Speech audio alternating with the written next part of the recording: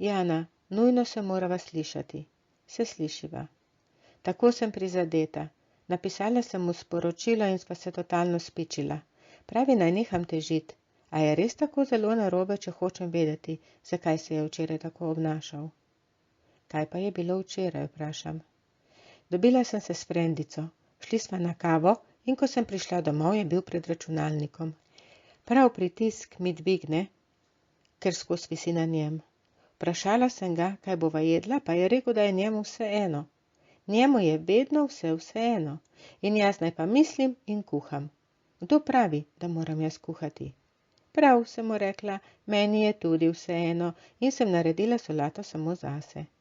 Potem je bil užaljen. Gospod pričakuje, da mu bom stregla spredaj in zadaj. Naj pozabi. Rekel je, da se greva lahko tudi tako. Prav, sem mu rekla, naj vidi, kako je, če jaz ne kuham za oba. Naj on kdaj kaj skuha. Rekla sem mu, da nisem njegova služabnica, on je meni rekel, da on ni moj bankomat. Kot da nimam svojega denarja, itak pa zasluži več. Potem je utihnil in spal na kavču v dnevni. Meni se to zdi totalno nespoštljivo. Zjutraj na lašč nisem govorila z njim. Ob 10 sem mu poslala sporočilo in mi je napisal, naj neham težiti. Evo, to je to. Kaj si mu pa napisala v sporočilu? Da jaz takega obnašanja ne toleriram in da ni spoštljivo in da naj se opraviči. Postavila sem mu mejo. In on je samo napisal, da nehaj težiti? Ne, to je napisal na koncu. Aha, vmes je bilo pa kaj, vprašam. Napisal je, da če že delam večerjo, da bi lahko naredila za oba. Potem sem mu napisala, da dokler se bo on tako obnašal, ne bom kuhala za oba. In ni odgovoril. Dal me je na ignor in tega ne prenesem. Čez pol ure sem mu ponovno napisala, da se kretensko obnaša in da jaz z njim nimam kaj početi, da mora ženska biti kraljica in da pričakujem, da se bo tako tudi obnašal. In on mi napiše, naj se pomirim, ker je na sestanku. Jaz naj se pomirim. Jaz. Čisto vedno se mi to zgodi. Ti tipi so brezčutni, samo nase mislijo. Napisala sem mu, da ga imam dovolj. Dovolj imam njega in njegovega računalnika, da sem razočarana in da me ne razume, da se ne potrudi, da bi mi prisluhnil in ugotovil, da se premalo potrudi in da premalo vloži v najino razmerje. Sledilo je še nekaj podobnih stavkov in na koncu odgovor, naj neha težiti. Scenarij je izmišljen in vsaka podrobnost z resničnimi osebami je zgolj naključna. Če hočete dokončno uničiti svoje razmerje, uporabljajte sporočila. Sporočila so namenjena temu, da se na kratko zmenimo tehnične stvari, kje si, kdaj pridem, zamujam, zakompliciralo se mi je, ali lahko ti, in vzdrževanju pozornosti in izražanju nežnosti. Sporočilo ali dva na dan v smislu, kako je lepo s teboj, komaj čakam, da te vidim, z dodatkom srčka, poljuba, objema. In to je to. Konec. Ne pišite 15 sporočil na dan med službo, ne 50 stavkov v enem sporočilu. Ne razčiščujemo včerajšnjega dne. Dolgo sporočilo nima ne repa, ne glave. Še slabše je, če vsak stavek pošljemo posebej, ko bruha iz nas in vse to pošljemo naprej. Tako je treba rešiti samo življenje in vse ostalo lahko počaka. Nič ni tako nujnega, da je treba sporočiti zdaj in takoj. Sporočila so namenjena kratkim sporočilom in ne debatiranju ali razčiščevanju. Tudi če uporabljamo simbole, so lahko narobe razumljeni. V službi delamo in nimamo in nima vedno priložnosti, da takoj odgovorimo ali odgovori. Pogosto pa že čakanje na odgovor sproži nov vihar jeze ali užaljenosti.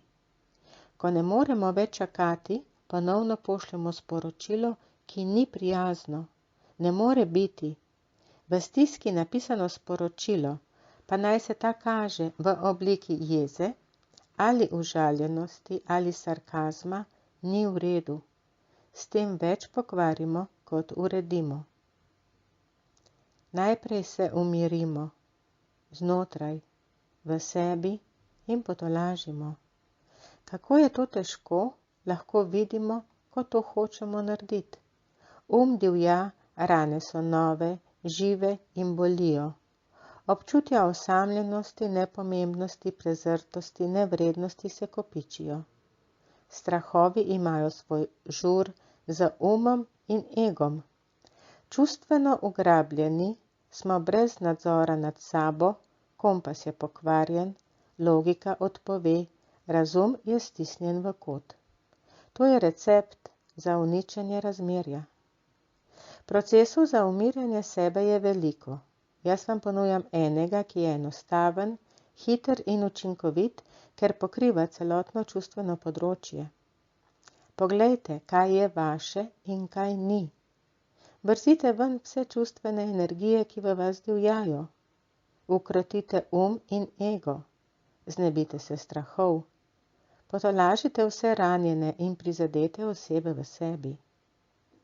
Kdaj kaj naredimo, se sčasoma naučimo, ker gre vse hitreje in učinkoviteje. Vem, ponavljam se in je že dolgočasno. Marsikdo bo zamahnil z roko, nekdo bo to naredil. In pišite zase, dajte ven vse, kar vas teži, kar bi radi povedali. Samo ne pošljite naprej, to je vaše. Lažje vam bo in situacijo boste čez nekaj ur videli popolnoma drugače. Nesporazume se rešuje s pogovori v dvoje. Če se vam zdi, da v pogovoru ne najdete pravih besed, da ne znate ali ne zmorete povedati, kar si želite, če vaju preveč prevzamejo strasti in si nehote skačeta v besedo, potem napišite mail. Pišite o sebi, kako se počutite, kako razumete, kako vi vidite vse skupaj. Pišite, ko ste umirjeni, potem za kakšen dan odložite, ponovno preberite, popravite, če se vam zdi, da kaj ni dovolj jasno ali razumljivo. Čez uro ali dve ponovno preberite in ko ste z napisanim zadovoljni, pošljite. Vse ste naredili po najboljših močeh in po premisleku. In čez nekaj časa potem dobim sporočilo. Jana, to je čudež. Ne morem ti povedati, kako se imava lepo, kako se imava dobro, kako dobro se razumeva in kako z lahkoto se dogovarjava. Včasih mi dovolijo, da kaj objavim, največkrat pa ne. Bojijo se, da jih kljub anonimnosti kdo prepozna. In takrat ne objavim. V varnem razmerju ne tekmujemo, se ne dokazujemo, ne postavljamo meja in ne izstavljamo računov za stvari, ki jih ni nihče naročil. Ljubezensko partnersko razmerje živimo. To ni projekt, naloga, delo, kjer se bomo nekega dne naveličali, ker je prenaporno. Poleg tega za delo pričakujemo nagrado. Ljubezensko partnerski odnos je lahkotnost razumevanja in ne poligon dokazovanja, ker se ne vrti vse okrog nas ali njega. Ljubezensko partnerski odnos je stanje, v katerem dajemo in prejemamo z lahkotnostjo brez merjenja. Pot do tega je včasih lažja, včasih težja, odvisno od naših pričakovanj in od tega, koliko smo se pripravljeni ukvarjati s sabo. Rešitev je v tem, da očistimo neustrezne vzorce v nezavednem. To nam omogočajo vsakodnevni sprožilci. Sprožilci so darilo življenja in najboljša stvar tistega dne. Sprožilci nam omogočajo, da bomo iz dneva v dan mirnejši. Začnemo lahko z vprašanjem, ali sploh vem, kaj je notranji mir? Ali vem, kako se občuti notranji mir? Ali sem notranje miren in pomirjen? Ne ukvarjajte se z njim ali z njo, kaj misli, česa ne misli, zakaj se ne spremeni, zakaj je tak. Najprej se pomenimo sabo. Postanite si pomembni. Ne dovolite, da ste ujetniki čustev, občutij, energij, ki so v vas. Telesu privoščite počitek ali zmerno aktivnost namesto grobega priganjanja. Umirite in se pohvalite namesto kritiziranja. Razbremenite srce bremen, ki se nalagajo nanj. Zadihajte in zaživite svobodno, lahkotno, prijetno, prijazno in ljubeče. Da ne boste zamudili novih prispevkov, se prijavite na YouTube kanal, obiščite spletno stran Slišana si ali skupino Čarobni odnos. Z individualnim svetovanjem z BIM metodo vam lahko pomagam razrešiti stisko, če ste se ujeli v vrtiljak čustev, uma ali kakršnekoli drame. Imejte se radi, pomembni ste.